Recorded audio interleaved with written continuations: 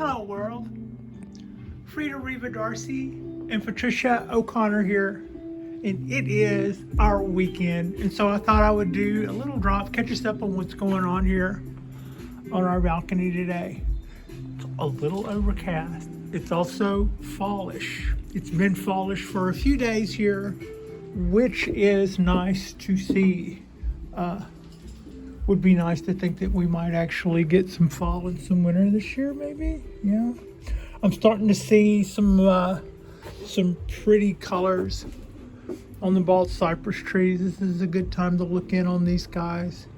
I don't necessarily think they're done for the year, but it is nice to see a little bit of. It is nice to see a little change in the color. The oak trees are still pushing out. Let's a little look at it at our coastal oak after our little prune back the other day. It's already responded well to that. The trees have also slowed their roll a little bit on when it comes to their water uptake. Yesterday was probably the first time in a long time nobody got watered. Nobody got watered yesterday. Today they did. Today almost everybody did. The pines, this is another little quick look at our new shelf arrangement. I'm really happy with this. I got this rack at the hardware store that I work at, and I didn't know that we had these. I had already been thinking about getting one like this. And I did see where we had a different kind that was angle iron, gray metal, had the little perforated holes in it. I didn't want that. And I was actually thinking, too bad I hadn't saw, and I didn't see one of these. And lo and behold, I was looking up while I was helping a customer, and there it sat. Two of them leaned up against the wall. So this is a little quick look at our pines. That one is one of them that I said that I had coiled up, that I wasn't completely thrilled with that. I think it needed to be something maybe a little bit more drastic instead of just that spiral. Maybe a little bit more two-dimensional than, a little bit more three-dimensional than say just two-dimensional. These are the other guys after they got transplanted. This one, I did some cool motion in. I'm pretty happy with what I did to that one. It just got watered a couple of hours ago, and like I said, the temperatures have cooled and also the trees have slowed a little. This is the our $50 challenge tree. This is another one that I did some pretty crazy bends to already. This would have been part of the first shipment of trees, the ones that came out of Florida. And this would have been one of the first ones. This was one of the ones that kind of looked the worst when I got it. And I thought, well, we definitely probably won't do anything to help or hurt this one. I had always felt like its condition was iffy. If I'd have been just absolutely heartbroken about it, I could have probably been nicer going in. But it is a shape that I like. I do have a little bit of time invested in it. I did actually cause a break right over here, which could have been by being too dry. I am seeing where it's trying to green back up, but otherwise the tree looks to me to be turning red, and I watered it reluctantly. It took it forever to like you water this one, and the rest of them, and the next day they need water. This one hasn't been really using the water that I've been giving it, so it took it longer to dry out. And once it finally did, it seemed like it was also time to water, so I really kind of hated to. It may already be dead. I think that's what I'm trying to say. We are going to watch it and try to be careful and monitor and monitor our waterings and stuff, but it may not. It may be too late for that. It might have been too late for that when it got here. But having already put a little bit of wire and a little bit of motion and put its plug, we didn't reduce the roots or anything. We just we just put them in soil, whereas they hadn't been before. They had just been in like plugs, like you can kind of see the tops of the plugs of those guys. So I'm gearing up for this to be our potential first casualty. But other than that, currently our tree count on the new pine trees is still at 19. I've done a little bit of rearranging on the table. This is, as you know, this is my literati pine that I got, Japanese black pine that I got at the auction. This is my little literati ponderosa Shohin that I got a couple of years ago. This is my little Japanese black pine box tree. It's doing pretty good. And this is my 3 years from seed. I guess I should pick this up and show you my 3 years from seed Japanese black pine. I'm going to get a better hold of it. Excuse this. All right, there we go. So I'm pretty happy with the way that I've twisted and bent and just pretzeled out that little trunk. It's also, I'm really happy with the way the root spread is. I can't take credit for that. That was all Jonas's work before I got a hold of this tree.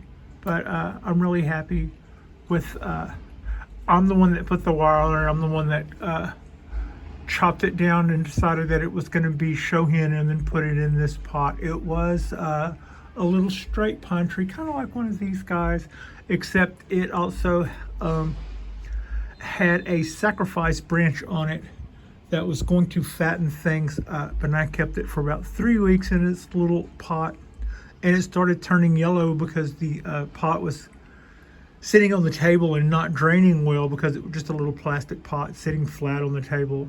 So it wasn't draining well, and it wasn't so it looked like it was overwatered. And as soon as I repotted it, I kind of slip potted it. I don't think I really did anything to the roots. I put it in here, but I did go to town on the wire, and then you can kind of see there I've got that band of wire around it that I put twists in to squeeze that little U shape that you can see from top to bottom, to squeeze that tight. There's 2 of those. There's another one over here squeezing it front to back, and you can see that little twist sticking out of the back. I am a little concerned about how much wraparound or how much the wire is going to dig in. Those are going to be there for a year, and then I'm going to go through there very, very carefully and try to cut and pick that wire out, and it will truly be into the bark by then. I already kind of know that going in. So yeah, now what I got to do is there. That was a good transition. I needed to change my position on the my hold on that tree without doing something clumsy. So that's what's going on there. We're also starting to see some fall colors happening on the little maple, the maple forest. And this time it is actually this year over change of season and not my getting the leaves wet. I did a much better job of keeping that tree, keeping that little forest clean, and keeping the little leaves going on them all year. Usually trying to lace the water through there while I water it. I get them on the leaves and they die back really quickly. So we did better about that this year. I didn't do better, I would say, about the weeding. I need to get in there, that is, and clean that up. That's a project, not for tonight, but maybe this weekend. It's early yet in the weekend.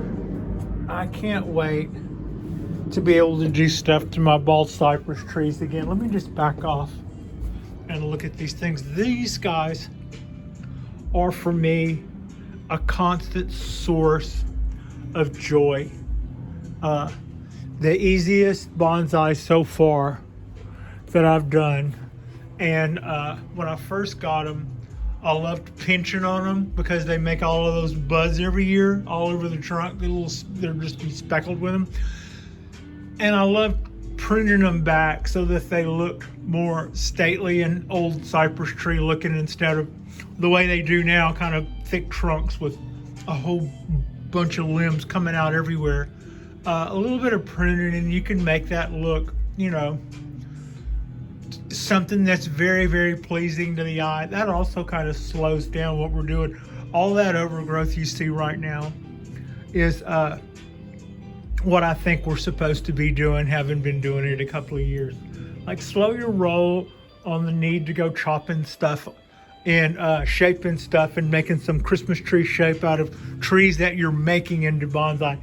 Make them into bonsai faster by leaving all the overgrowth on them until the tree is done with them for the year.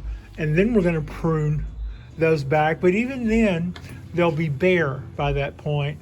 And even then, we will be cutting all of those long branches that we keep back so that they can bifurcate off. So it will be pretty for a little while. Next spring, when all that stuff grows out to some magic moment of near perfect before it then turns and blows through that and starts looking all overgrown, kind of like it does now. But that will have us, in the end, we will have 3 trees that are probably more or less that high. I think the center tree, both leaders on that tree will probably be comparable height. Maybe the back one that's so much taller now, that's about a foot taller now, maybe it'll just be 3 or 4 inches taller in the back. That would make sense, and have one slightly shorter in the front, using the ponderosa as a siding more. But anyway, that's kind of if you've been noticing the bald cypress trees and wondering what's going on there, they get one of those purple things of water every day. I did mention that yesterday nobody got watered. That was probably the first time that we didn't run a large, probably gallon and a half watering can through these guys in quite a while. It was still even moist on the top when I got up yesterday, so it hadn't moved the water that we had given it the day before. Yesterday afternoon when I got home from work at 6, the lights were off. But, late yesterday afternoon when the lights went off, it had just starting to dry out a little bit, but not soon enough that I needed to run out there and do that. We definitely could have waited until today. So that's kind of what's going on. The trees look like they've slowed down a little bit. The temperatures have been cool for most of the week. Tonight it will probably go down to the 50s, as it has for a couple of nights now. Now, my one indoor bonsai is this guy. It's not an indoor bonsai. Most of the time there went my little fertilizer cakes, but it's okay, we got more. This is my Bougainvillea.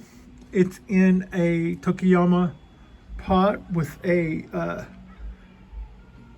crackly yellow finish. And we did a, careful Pat, we did a top chop on this tree about a month ago.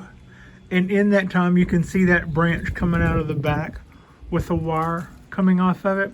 That was just 2 tiny little leaves that sat there on that tree for about 7-8 months until we did the top chop, and then it shot up in about a week to about 4 or 5 inches long. I cut it down to the first node, which is where you see it now. Had I let it have 2 nodes even, it would have been nearly out of frame. That's how quickly it reacted to top chop you can see right there that's got a little paste over it. Also, it's making that new top. So I threw a guy wire on that guy. Also, you can see I've got a little bit of moss built up on the base.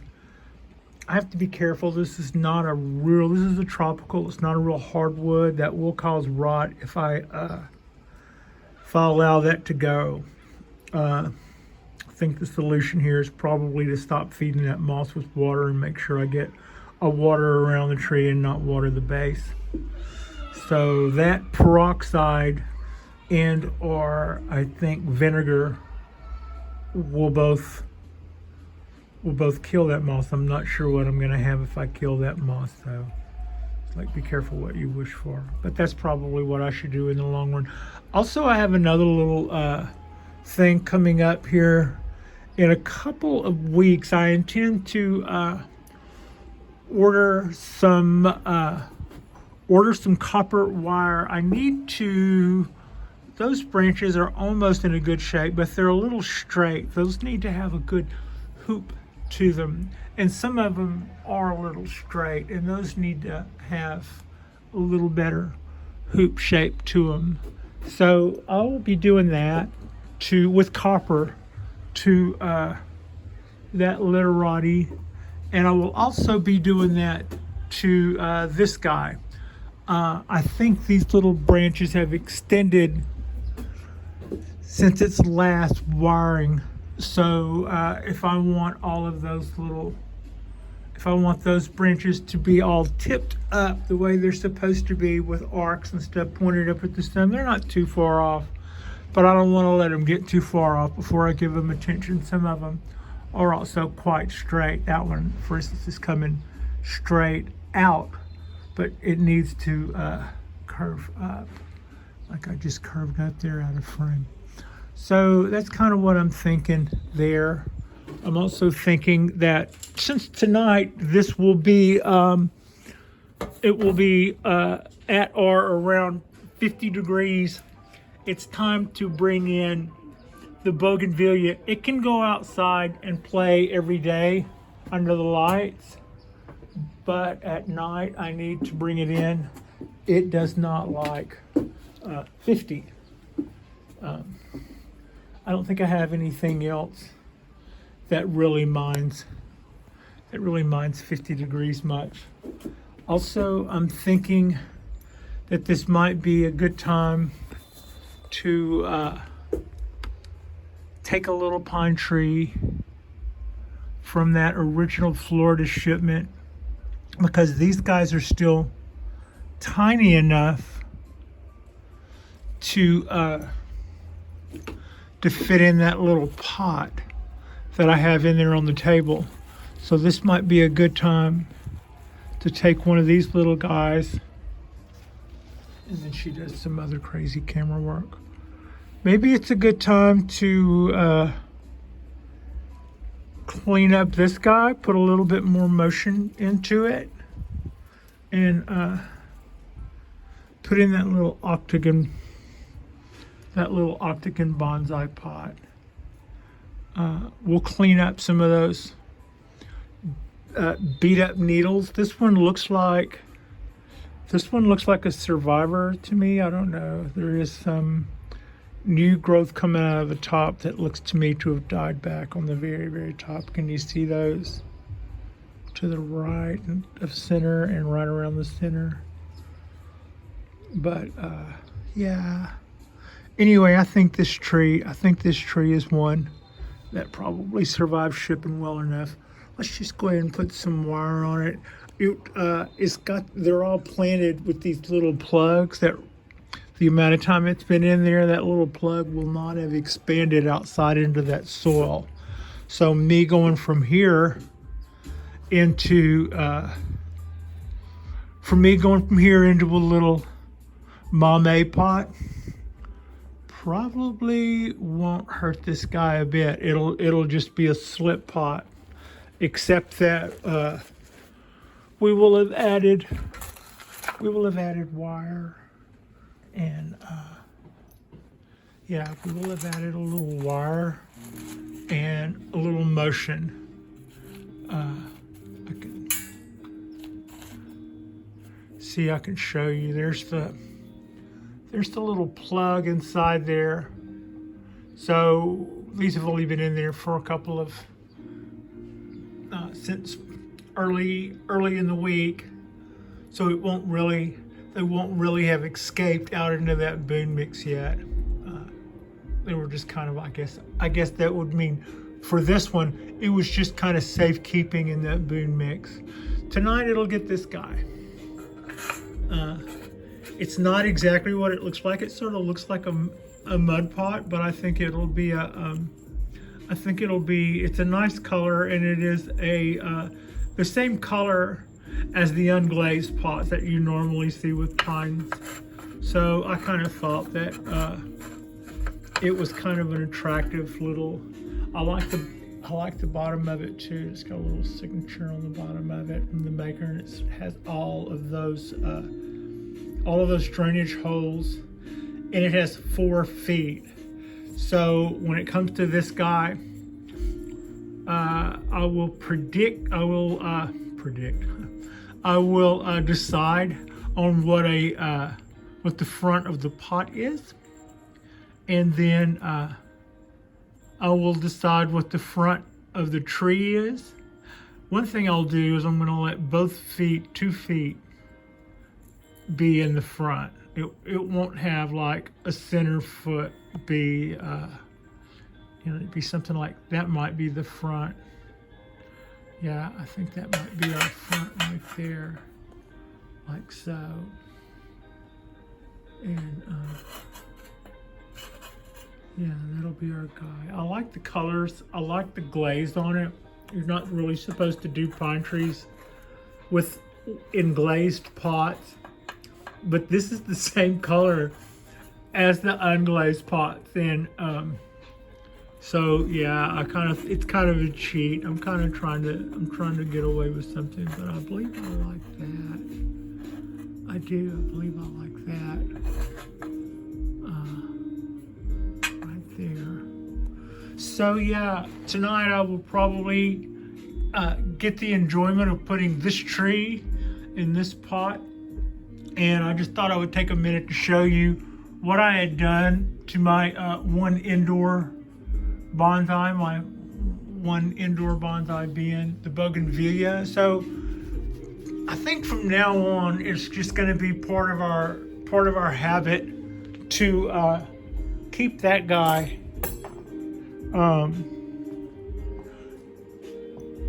in and out until next spring, until our temperatures warm up. It's not cold here by any means, but if you see the leaf curl there, that would have been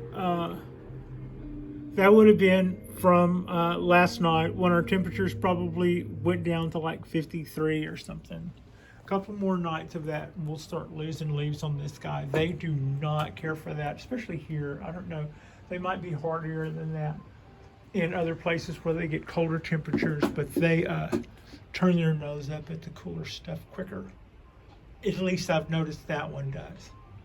So yeah, real quick look at our cork bark. That base is starting to fatten up more.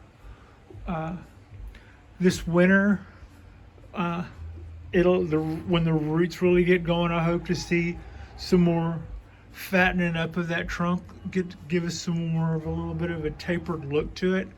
I was kind of like also wanting to encourage some smaller stuff to grow out of the base for a minute so that we can encourage some fattening up there.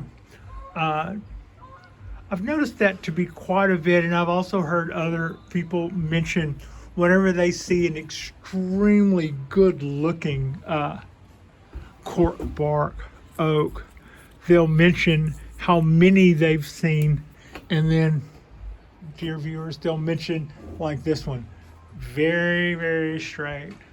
One way to get around that is with heavy carving, and while I do have the toys to do that, for instance, it's kind of bowing away from us.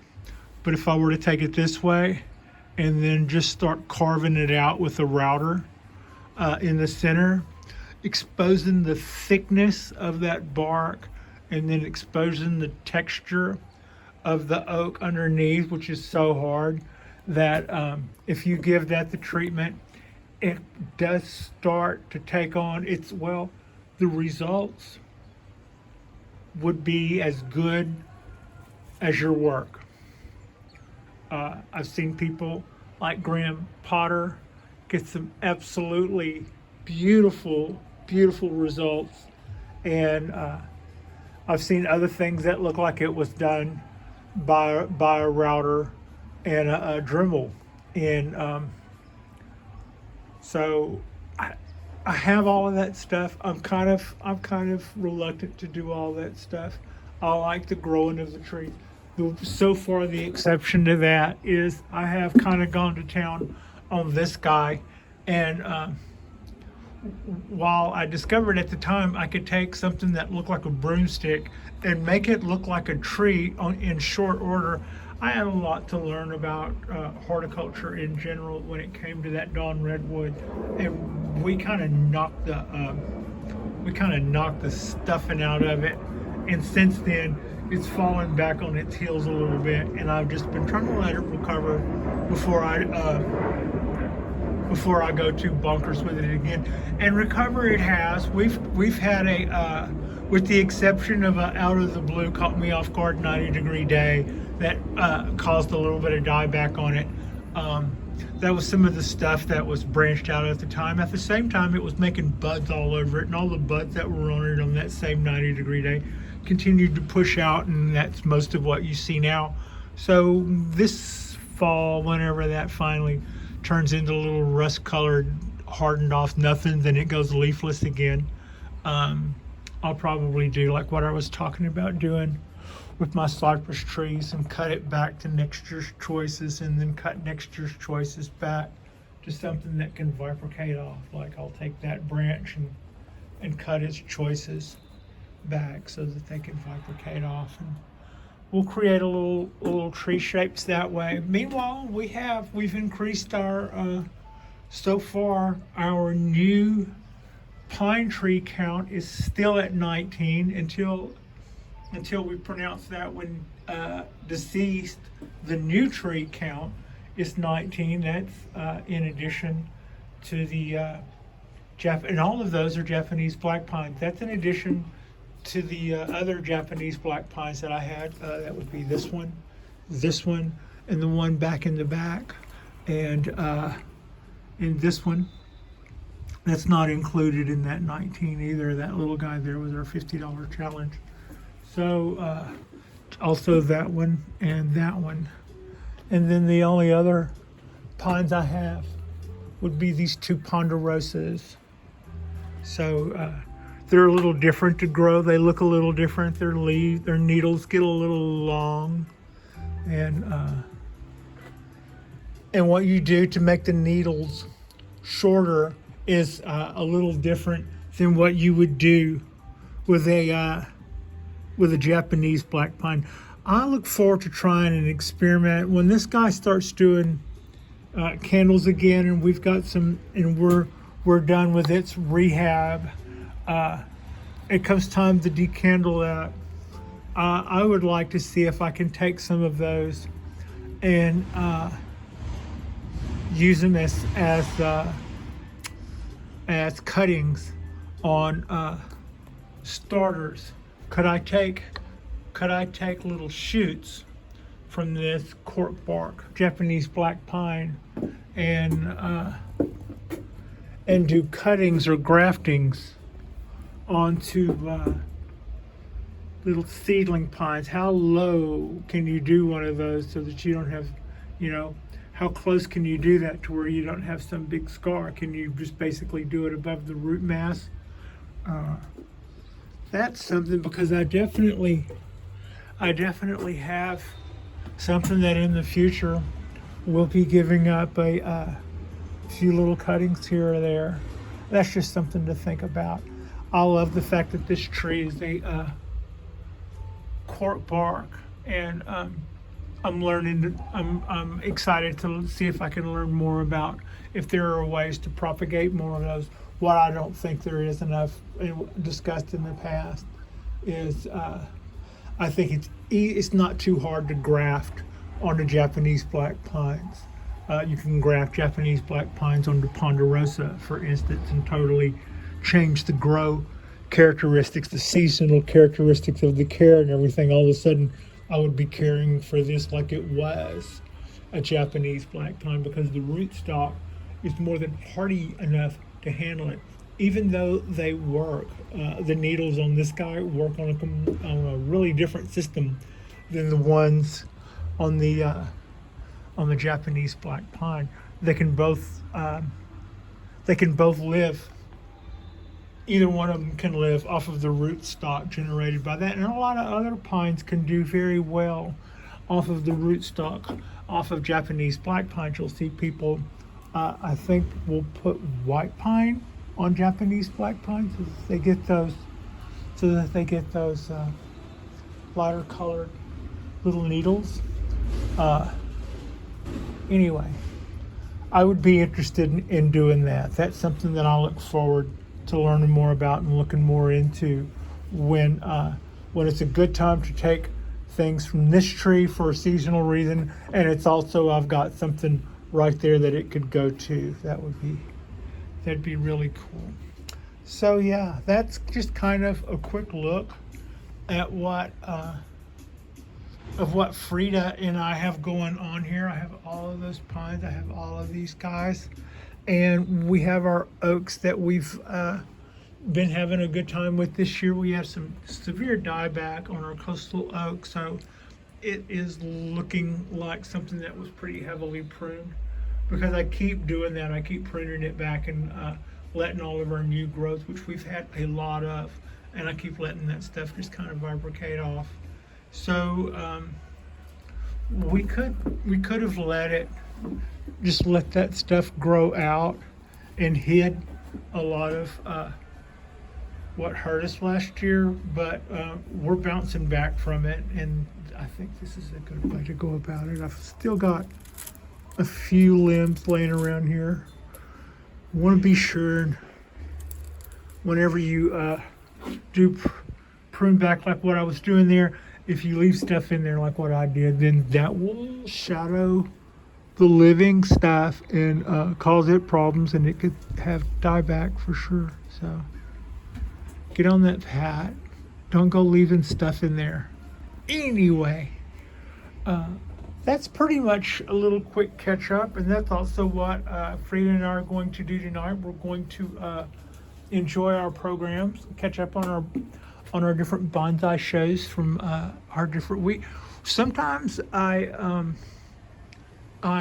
produce bonsai videos for myself, like what you're seeing now, and sometimes I view bonsai videos sort of like what you're watching now. So sometimes I'm more of a viewer than a producer, and sometimes the other way around.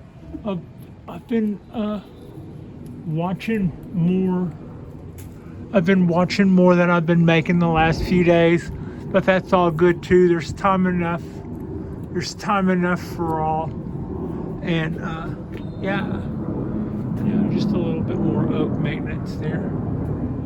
Like and subscribe if you guys have not already. I'm learning more and more about these Japanese black pines. Basically, what I'm learning is they're not as hard as I thought they would be going in, and they are more rewarding, because when you first got into bonsai trees, you wanted to handle things too much and maybe overcare for them.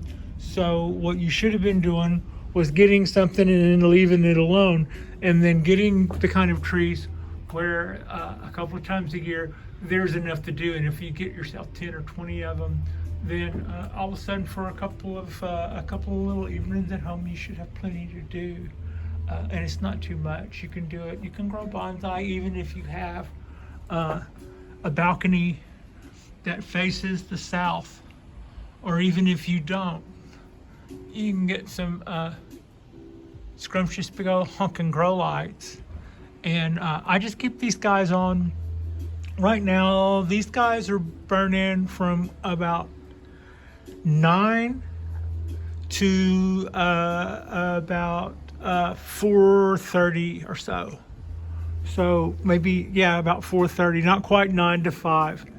I don't think I need any more than that because of the amount of ambient that I do get from the sun, which just kind of comes right across there. Also, it's important to me that the sun's already up when they come on, and that the sun is already, and that the lights go off before the sun goes down. I want the trees to get their cues. I just say this almost every time it comes up. I would like the trees to always get their cues from the actual sun and not from my timers. My timers are to make sure I don't waste electricity, probably more than anything else. We need to make sure that these sun-hungry trees get at least, 6 hours of quality light a day. So 6, 7, or 8, and you'll be doing, and everybody should be happy. Plus what we get from Del Sol, and it's just almost right on time. Our skies are starting to blue up a little bit, and our clouds are blowing by. It's been a really nice, cool day, and it probably will continue to be more of the same. Thank you so much for watching. Our next drop will probably be our Monday drop, and I'll show and tell a little of the pine work that I did. Well, you know what? It might be the pine work that I do tonight will be our Monday drop. Thank you so much for watching.